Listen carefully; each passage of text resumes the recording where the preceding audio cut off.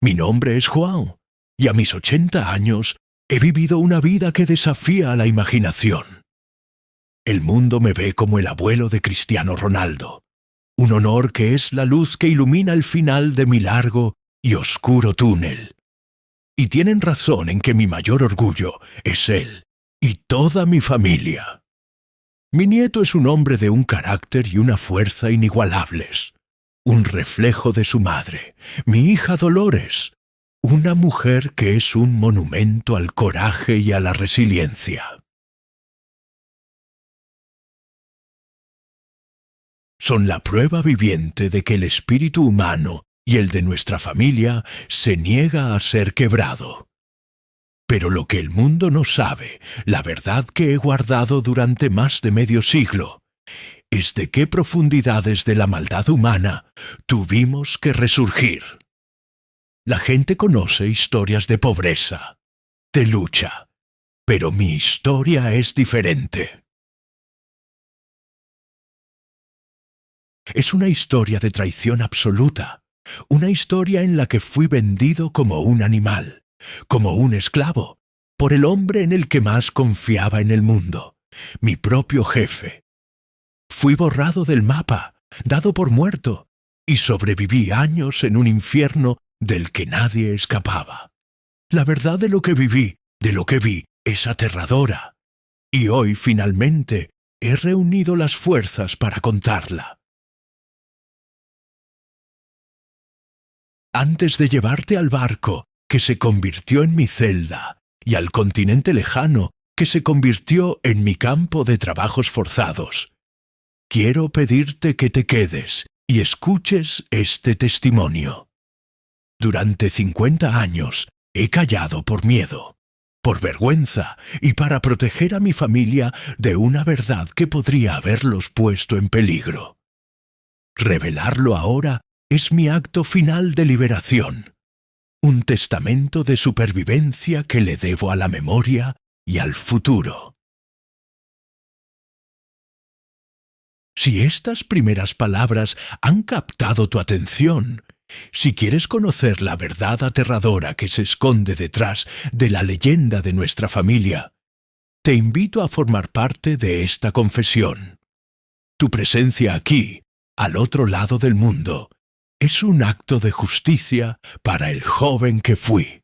Por favor, suscríbete al canal para que esta historia, una vez liberada, sirva como una advertencia y un faro de esperanza.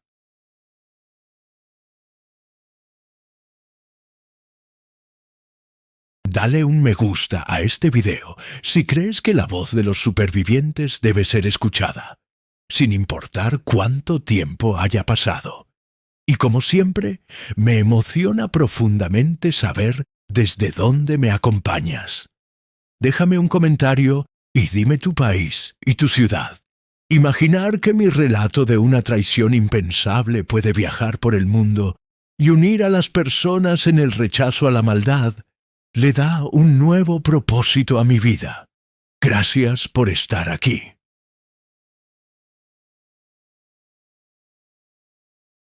Mi historia comienza en la Funchal de mi juventud, una época de trabajo duro y sueños sencillos. Yo era un joven fuerte, ambicioso, casado con el amor de mi vida, María, y con una hija pequeña, mi adorada Dolores, que ya entonces era un torbellino de energía y carácter. Mi mundo era pequeño, pero feliz.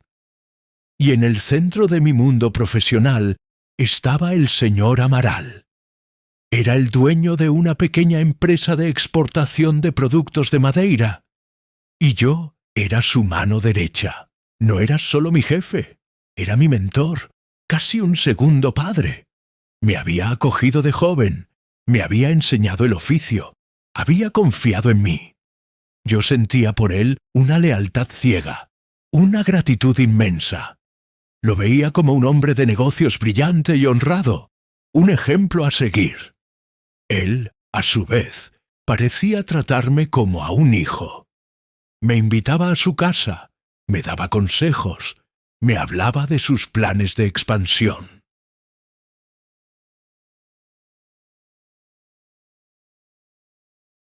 Uno de sus mayores proyectos era una nueva aventura en África, en la entonces colonia portuguesa de Angola. Hablaba de una gran plantación de café que estaba desarrollando, una oportunidad de negocio que, según él, nos haría ricos a todos. Me mostraba mapas, fotografías, cartas de supuestos socios. Y yo, en mi ingenuidad, lo escuchaba fascinado, soñando con el futuro próspero que podría darle a mi familia gracias a la generosidad y la visión de mi jefe. Mi hija Dolores, una niña increíblemente inteligente y perceptiva, era la luz de mi vida. Su madre y yo nos desvivíamos por ella, y todo mi esfuerzo en el trabajo, mi dedicación al señor Amaral, era para asegurarme de que ella tuviera las oportunidades que yo nunca tuve. La fe que mi familia tenía en mí se basaba, en gran parte, en la fe que yo tenía en mi jefe. Eran inseparables. Un día, Amaral me llamó a su despacho. Su rostro mostraba una seriedad que me dijo que había surgido un problema en la plantación de Angola. Un grupo de trabajadores que había enviado se había rebelado y necesitaba a alguien de su más absoluta confianza para ir allí, poner orden y supervisar la primera gran cosecha. Me dijo que era una misión difícil, que estaría fuera durante 6 meses, pero que la recompensa sería enorme. Me ofreció un bonus que equivalía a 5 años de mi salario.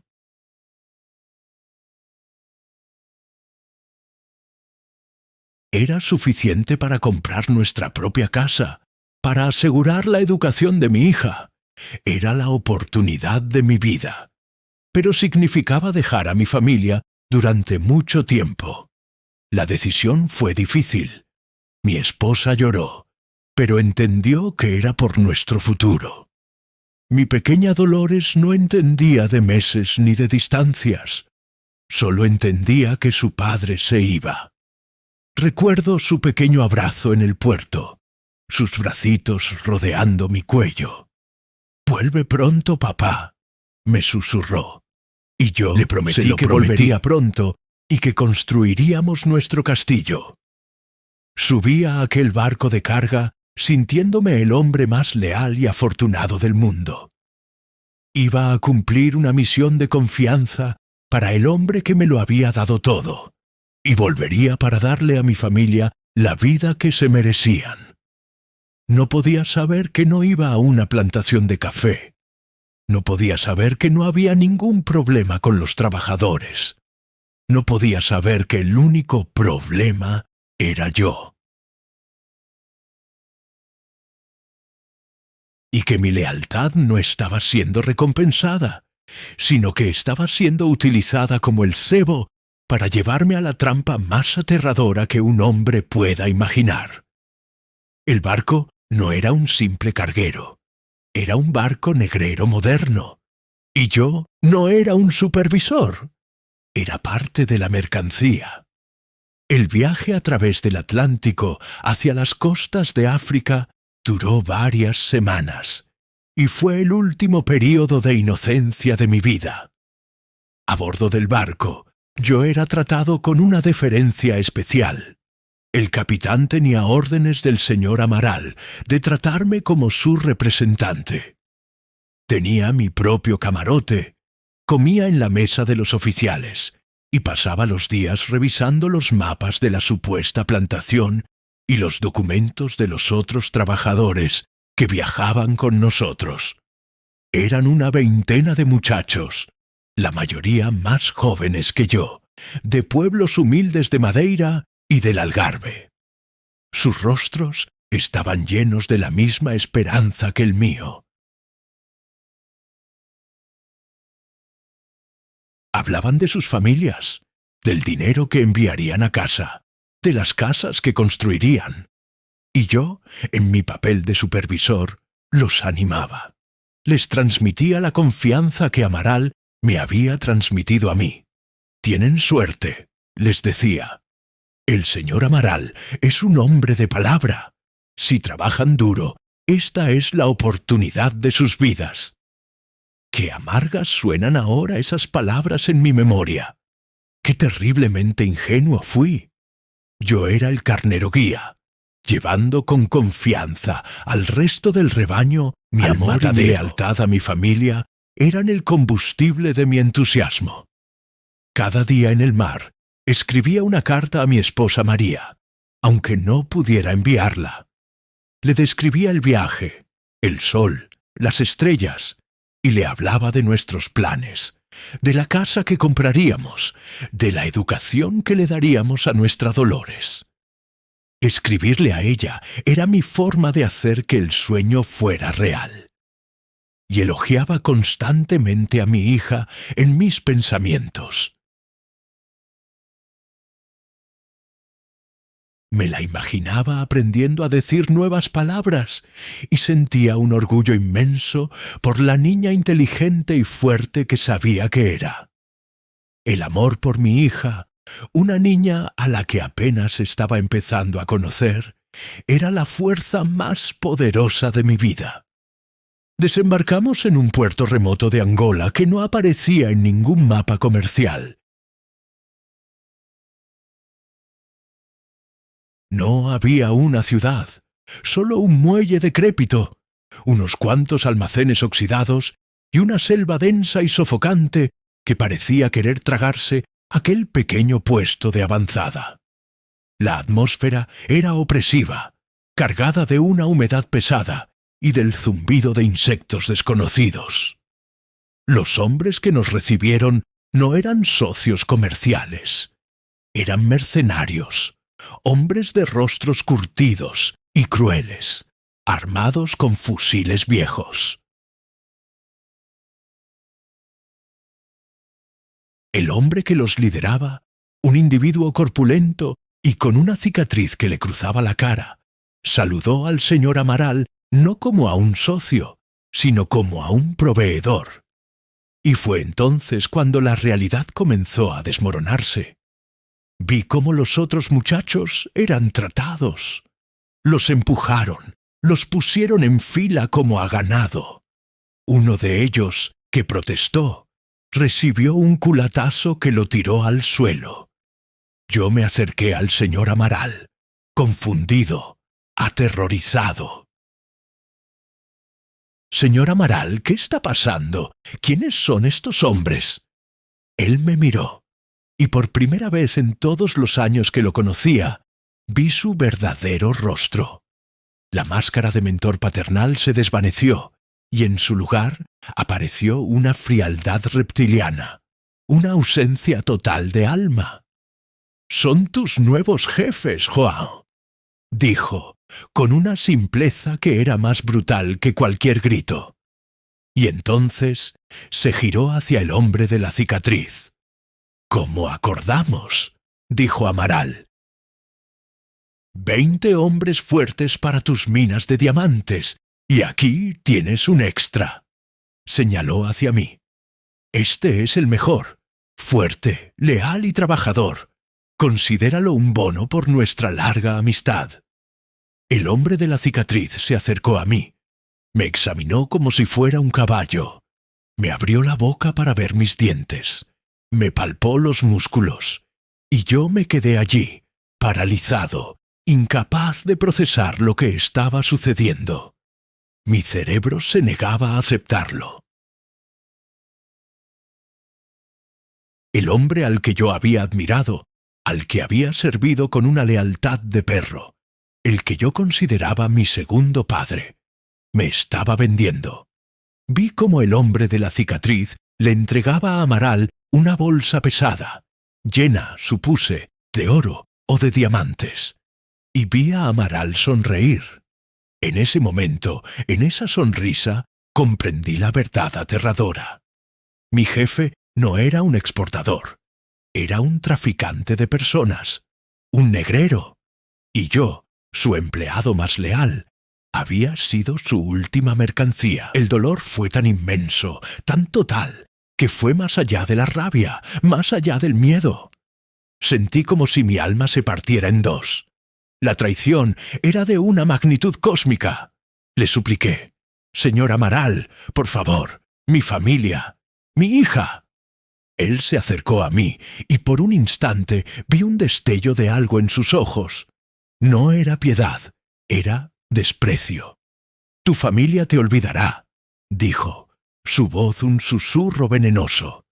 «Para ellos te habrás perdido en el mar. Un trágico accidente.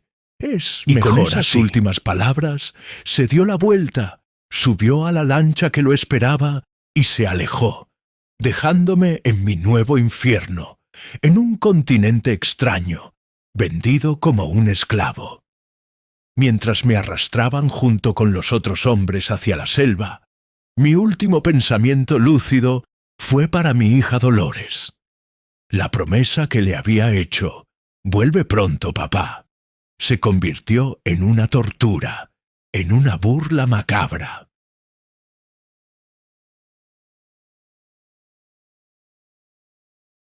El amor que sentía por ella, por mi esposa, por la familia increíble que tenía, fue lo único que me impidió derrumbarme por completo. Eran mi única luz en una oscuridad que prometía ser eterna. Había sido traicionado de la forma más absoluta, pero juré, en ese momento, que no me quebrarían. Sobreviviría.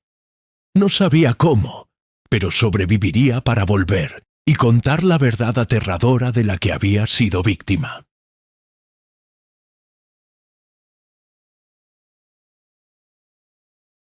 La marcha desde la costa hasta el campamento minero fue nuestro primer descenso a los círculos del infierno.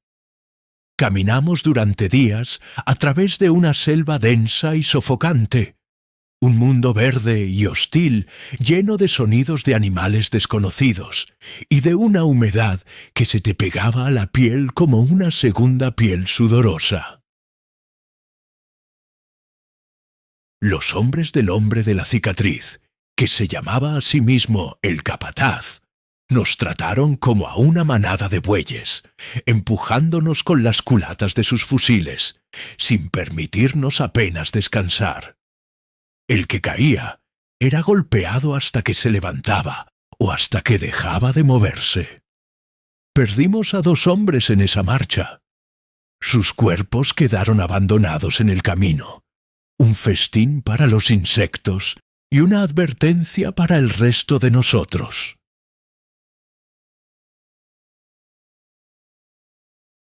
El campamento minero no era un campamento, era una herida purulenta en el corazón de la selva. Un conjunto de barracones miserables rodeados por una alta valla de madera y alambre de espino. Y en el centro, el pozo de la mina. Un agujero oscuro y amenazante que parecía la boca del propio diablo. Nuestra vida, a partir de ese momento, perdió todo vestigio de humanidad. Nos raparon la cabeza, nos dieron unos harapos como uniforme y nos asignaron un número. Yo dejé de ser João para convertirme en el número 17. Nuestros nombres, nuestras identidades, nuestras vidas pasadas fueron borrados. Éramos esclavos, simple y llanamente. El trabajo en la mina de diamantes era una forma de morir un poco cada día.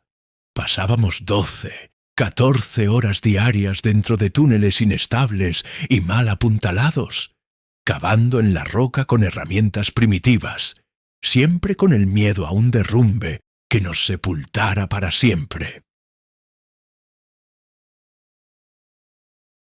Otras veces nos obligaban a trabajar en el lecho del río cercano, con el agua hasta la cintura, cribando la arena bajo un sol abrasador, mientras los guardias nos vigilaban desde la orilla, listos para disparar a cualquier cocodrilo que se acercara demasiado, o a cualquier hombre que intentara escapar.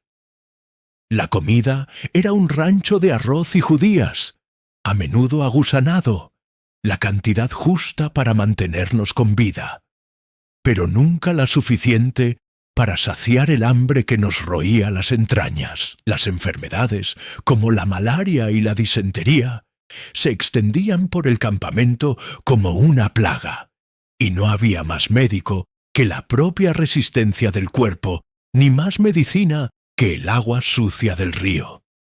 Vi a hombres morir de fiebres delirantes, de infecciones gangrenadas, de simple y llana desesperación. La muerte se convirtió en una presencia cotidiana, una compañera silenciosa en los barracones. El capataz y sus guardias gobernaban a través del terror absoluto. La más mínima infracción, una mirada equivocada, un momento de descanso no autorizado, se castigaba con una brutalidad ejemplar. Los latigazos eran comunes, pero a veces, para mantenernos a raya, organizaban espectáculos de crueldad. Recuerdo a un joven que intentó escapar. Lo atraparon, por supuesto, y lo llevaron al centro del campamento, y delante de todos nosotros, el capataz lo ejecutó de un tiro en la cabeza.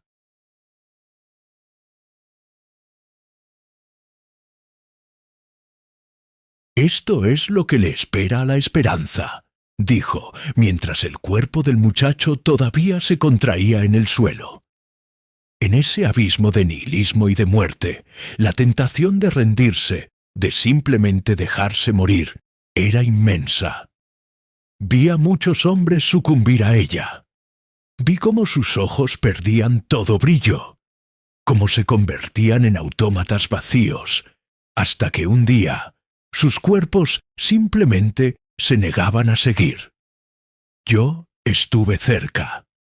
Hubo noches en la oscuridad del barracón en las que recé para no despertar. Cuando estaba a punto de caer en el abismo, cerraba los ojos y forzaba a mi mente a viajar. Y en esos viajes encontré la fuerza para seguir viviendo. Volvía a Madeira, volvía a mi hogar, y allí me esperaba mi familia. Mi esposa María, mi hija Dolores. Ellas fueron mi salvación, mi acto de rebelión silenciosa contra la deshumanización. Mientras el capataz intentaba convertirme en el número 17, yo me aferraba con todas mis fuerzas a mi identidad de esposo. Mantuve conversaciones enteras con mi esposa en mi mente. Le contaba los horrores del día, y ella, en mi imaginación, me consolaba con su amor y su fortaleza.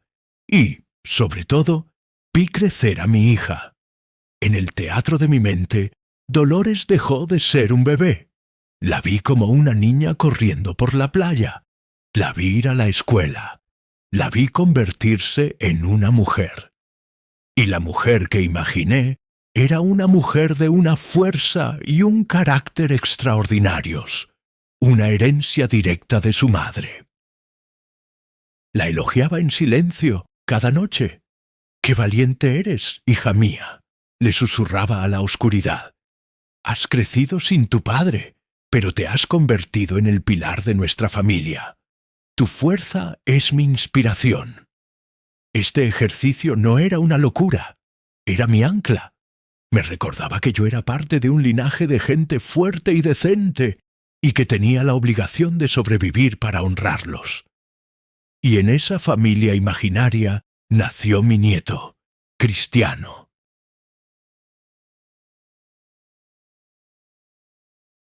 Se convirtió en mi proyecto de futuro, en el símbolo de la libertad que me habían robado. Lo imaginé como la síntesis de toda nuestra fuerza familiar, la bondad de su abuela, el coraje de su madre, mi propia resistencia. Lo imaginé como un guerrero, un niño que nacería para conquistar el mundo y para vengar, con su éxito, todo el sufrimiento que nosotros habíamos padecido. Esta familia, que florecía en mi mente, era mi jardín secreto en medio del infierno. Era la prueba de que, aunque hubieran encadenado mi cuerpo, mi alma seguía siendo libre. El amor que sentía por ellos, por la mujer que había perdido, por la hija que veía crecer en sueños y por el nieto que aún no había nacido. Fue el arma con la que combatí la desesperación día tras día, año tras año. Y fue durante uno de los largos días de trabajo monótono en el río, mientras mi cuerpo actuaba por inercia, que mi mente de estratega, afilada por años de observación, encontró una posible grieta en nuestra prisión. Me di cuenta de que, durante la temporada de lluvias, cuando el río crecía y se volvía más peligroso, la vigilancia de los guardias en la orilla se relajaba. Se refugiaban del aguacero, confiando en que la propia furia del río era el mejor de los guardianes. Y en ese instante, una idea loca, suicida, pero llena de una esperanza terrible, comenzó a formarse en mi mente. No sería una fuga por tierra, sería una fuga a través del propio río, usando la misma naturaleza que nos castigaba como mi aliada. Era una posibilidad remota, una apuesta de todo o nada, pero por primera vez en muchos años tenía un plan, y un plan, por muy peligroso que sea, es lo único que puede mantener a un hombre vivo en el infierno. Esperé mi oportunidad con la paciencia de una araña en su tela. Pasaron 2 estaciones de lluvias más, 2 años en los que estudié el río como si fuera un libro sagrado. Aprendí a leer sus corrientes, a identificar los remolinos peligrosos, a memorizar cada roca y cada recodo que podía ver desde el campamento. Durante este tiempo, mi preparación fue tanto física como mental.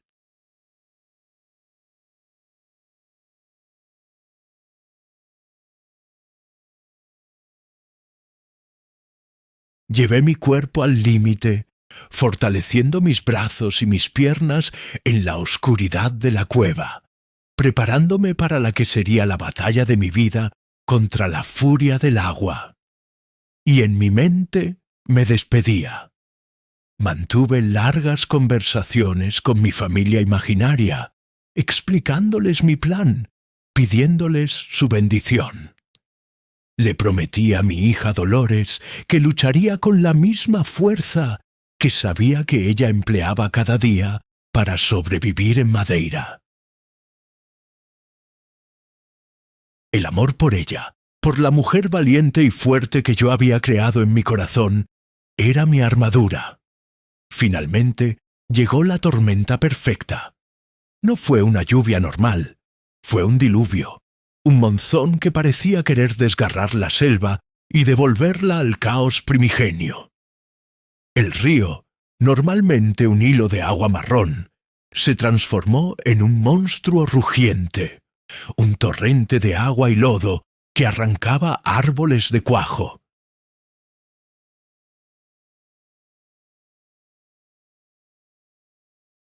Los guardias, inútiles contra la furia de los elementos, se refugiaron en sus barracones, borrachos, dejando el campamento prácticamente sin vigilancia. Era ahora o nunca. En mitad de la noche, en el apogeo de la tormenta, me deslicé fuera de la cueva, cuya puerta, por un descuido de un guardia, no había sido bien cerrada. La lluvia era una cortina de agua tan densa que apenas podía ver. El viento aullaba como un alma en pena. Llegué a la orilla del río. La visión, el agua era una masa violenta y oscura, un caos de corrientes que prometían una muerte segura. Por un instante, el miedo me paralizó, pero entonces cerré los ojos y vi el rostro de mi hija, y supe que prefería morir como un hombre libre en ese río que vivir un día más como un esclavo. Y salté. El impacto con el agua helada me robó el aliento. La corriente me atrapó al instante, arrastrándome, hundiéndome, lanzándome contra rocas invisibles. Fue una lucha brutal, primitiva. Una batalla no de técnica, sino de puro instinto de supervivencia. Me aferré a un tronco que pasaba flotando, mis brazos y piernas entrelazados a él como si fueran raíces, y me dejé llevar por la corriente, mi única esperanza. Durante horas fui un juguete en manos del río. Perdí la noción del tiempo, del espacio, de mí mismo. Mi cuerpo era un amasijo de dolor, de cortes y de contusiones. Pero mi mente estaba clara, fija en un solo punto de luz. Mi familia. En mi delirio sentía que Dolores estaba conmigo, dándome ánimos. «¡Lucha, papá, lucha!», me parecía oírla decir. Y luché. Luché contra el agotamiento, contra el frío, contra la desesperación. Cuando el sol comenzó a salir, la tormenta amainó. El río, aunque todavía poderoso, se calmó un poco. Y yo seguía vivo, aferrado a mi tronco, flotando a la deriva. No sé cuántos días pasaron. Finalmente, exhausto, al borde de la inconsciencia, mi tronco encalló en una orilla de lodo. Me arrastré fuera del agua y me desmayé. Desperté en una cabaña humilde, en un lecho de hojas, con el rostro de una anciana nativa mirándome con ojos bondadosos. Me había encontrado una tribu de un pueblo ribereño, a cientos de kilómetros de la mina. Me cuidaron, curaron mis heridas con hierbas medicinales. Compartieron conmigo su escasa comida. No hablábamos el mismo idioma, pero nos comunicamos en el lenguaje universal de la compasión. Pasé meses con ellos, recuperando mis fuerzas, aprendiendo a vivir de nuevo como un ser humano. Y de allí comencé el viaje más largo de mi vida, el regreso a casa. Fue una odisea que duró más de 15 años. 15 años de ser un fantasma sin nombre, sin papeles, derivando por el continente africano, siempre hacia el norte, hacia el mar que me llevaría de vuelta a Portugal. Trabajé en lo que pude, en plantaciones de cacao, en barcos de cabotaje, en las cocinas de restaurantes mugrientos en ciudades portuarias. Cada trabajo era un paso más en mi peregrinaje. Cada moneda ahorrada era un ladrillo más en el camino de vuelta a casa. Finalmente, un hombre de casi 40 años, con el rostro surcado por el sol y el sufrimiento, y el corazón lleno de una esperanza nerviosa, desembarcó en Lisboa. Y desde allí tomé el último ferry a Madeira. El reencuentro con mi isla fue agridulce. Todo era familiar, pero yo era un extraño. La noticia de mi muerte en el naufragio del errante había sido oficial durante casi 20 años. Encontré a mi hija Dolores. La vi por primera vez, no como la mujer que yo había imaginado, sino como la mujer real en la que se había convertido. Era aún más fuerte y más hermosa de lo que mis sueños habían podido concebir. La observé desde la distancia. Vi a sus hijos, mis nietos, en él y vi a Cristiano. El mismo fuego, la misma determinación que me había mantenido a mí con vida. Y en ese momento tomé la decisión de seguir siendo un fantasma. Mi regreso, después de tanto tiempo, solo traería caos y dolor a la vida que ellos habían construido. Decidí que mi sacrificio final sería proteger su paz. Pero también juré que usaría el resto de mi vida y el dinero que había reunido para asegurarme de que mi nieto, el heredero de nuestro espíritu de supervivencia, tuviera todas las oportunidades que a mí me fueron robadas. Mi lucha personal había terminado, pero la lucha por el futuro de mi linaje, llevada a cabo desde las sombras, no había hecho más que empezar. Y así comenzó mi segunda vida, la del fantasma de Madeira.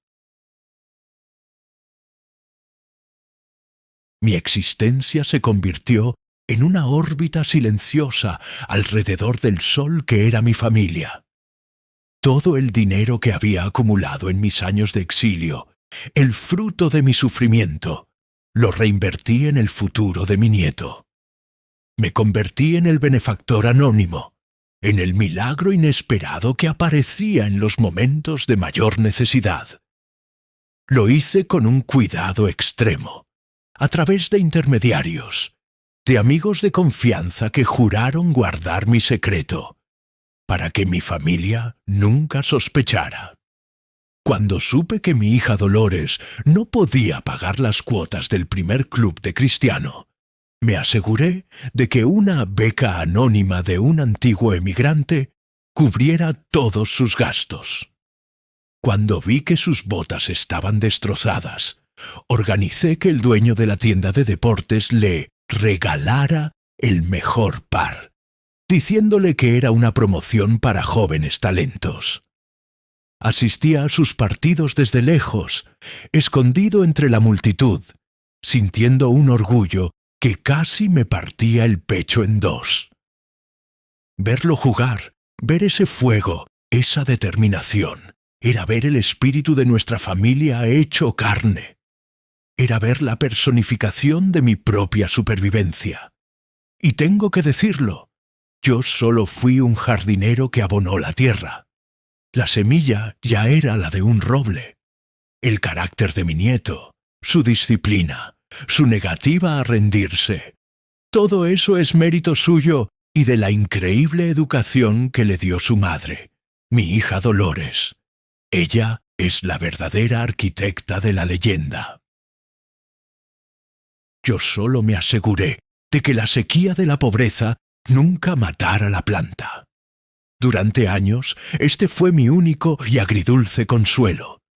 Pero a medida que la vejez comenzaba a pesar sobre mis huesos, un nuevo miedo nació en mí, el de morir como un extraño, el de que mi secreto se fuera conmigo a la tumba. Finalmente, no pude más. Le confié mi historia a un sacerdote, un hombre bueno y anciano, y le pedí que organizara un encuentro con mi hija. El día que me reuní con Dolores en la sacristía de aquella pequeña iglesia, fue el día en que mi exilio de 60 años terminó. Le mostré una vieja medalla, medio corroída por el agua salada, la que su madre me había regalado antes de mi último viaje. Ella la reconoció, y entonces le conté toda la verdad. Le conté la traición de Amaral, la venta, los años de infierno en la mina, la fuga, el largo regreso a casa y mi decisión de permanecer en las sombras para protegerla. Lloramos juntos, no por el dolor del pasado, sino por la abrumadora emoción de un amor que había sobrevivido a lo imposible. Ella, mi hija, mi heroína, no me reprochó nada. Al contrario, me dio las gracias. «Viviste un infierno por nosotros, papá», me dijo. «Y luego, viviste una soledad aún peor para protegernos. Eres el hombre más fuerte que he conocido». La reunión con Cristiano fue igual de emotiva.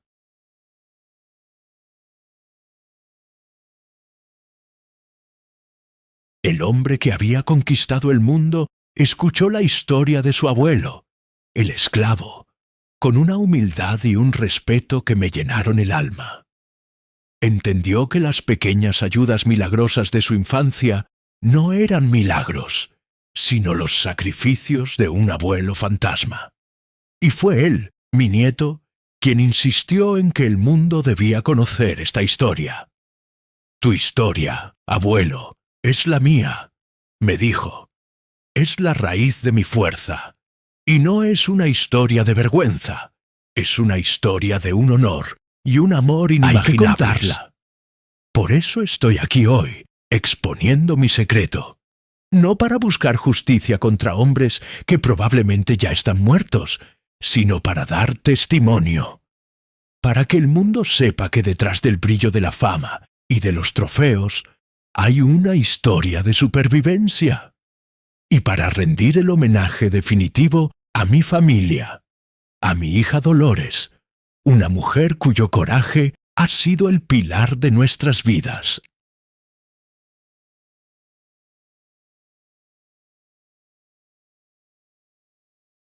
Y a mi nieto Cristiano, un hombre que ha honrado nuestro sufrimiento, convirtiéndose no solo en el mejor atleta de la historia, sino en un hijo y un padre de una lealtad y un amor excepcionales.